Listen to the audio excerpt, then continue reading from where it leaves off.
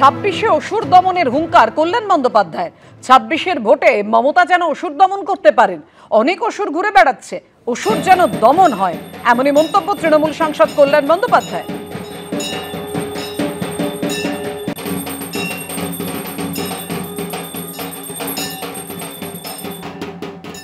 মায়ের কাছে কি চাই? মায়ের কাছে বিশেষ কিছু চাওয়া যায় না। করে বিশ্বের শান্তি হোক, বাংলার শান্তি হোক, আশীর্বাদ করুক মা, মমতা দিকে আশীর্বাদ করুক ভালো করে। আগামী 2026-এ মমতা দি যেন ওষুধগুলো দমন করতে পারে, সেই সব চাইলাম। অনেকগুলো ওষুধ তো ঘুরে বেড়াচ্ছে, সেই ওষুধগুলো যেন দমন হয়, মায়ের কাছে তাই চাইলাম। সবাইকার ভালো হোক, সবাই শান্তিতে যাক, আর ওষুধগুলো নিধন হোক। অর্থাৎ অসুরের নিধন চাইছেন কল্যাণ বন্দ্যোপাধ্যায়। আর গতকাল শুভেন্দু অধিকারী এবার বলেছিলেন যে বাংলায় প্রচুর ধর্ষক বেড়ে গেছে, কোনো বোন কন্যা সুরক্ষিত নয়। এই ধর্ষকদের শেষ করার জন্য মা কালীর খড়গটাও লাগবে। মা দুর্গাকেও বলেছিলাম, মা তোমার ত্রিশূলটা, এই বাংলায় প্রচুর ধর্ষক বেড়ে গেছে, কোনো বোন কন্যা সুরক্ষিত নয়। এই ধর্ষকদের শেষ করার জন্য মা কালীর খড়গটাও লাগবে। ওই প্রার্থনা করছি। অভয়া থেকে দুর্গাপুর মেডিকেল কলেজ, আমাদের কোনো মেয়ে কোনো বোন এই বাংলায় সুরক্ষিত নয়। মা দুর্গার ত্রিশূল আর মা কালীর খড়গটা লাগবে এই ধর্ষকদেরকে শেষ করার জন্য। এই প্রার্থনাই মায়ের কাছে করছি। দেবীর আরাধনায় মগ্ন রাজ্যবাসী। থিম হোক বা সাবেকি পুজো, নিয়ম নিষ্ঠার কমতি নেই কোথাও। আর তারই মধ্যে কয়েকটি পুজো পেল এবিপি আনন্দর আলোক আনন্দ সম্মান 2025-এর সেরা শিরোপা।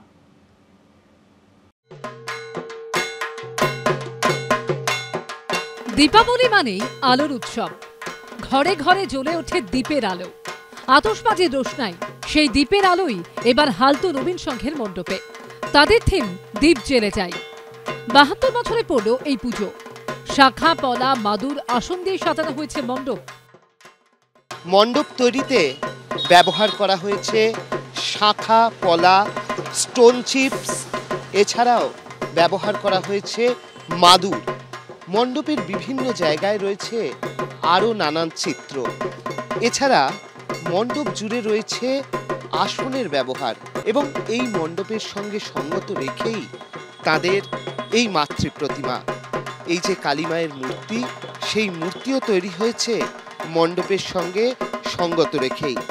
আরেকদিকে হচ্ছে এই ধরনের অলঙ্করণ।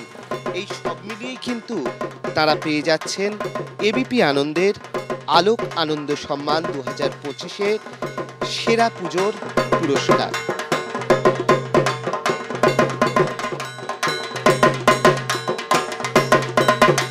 কালী পুজোয় ভিড়ের টক্করে কলকাতা থেকে অনেকটাই এগিয়ে বারাসাতের পুজো মণ্ডপগুলো। প্রত্যেকবারই কোনো তীর্থস্থান বা দর্শনীয় স্থানের আদলে নজর কাড়া মণ্ডপ তৈরি করে বারাসাত পাইওনিয়ার অ্যাথলেটিক ক্লাব। 53তম বছরে এবার তাদের নিবেদন মহীশূরের রাজপ্রাসাদ।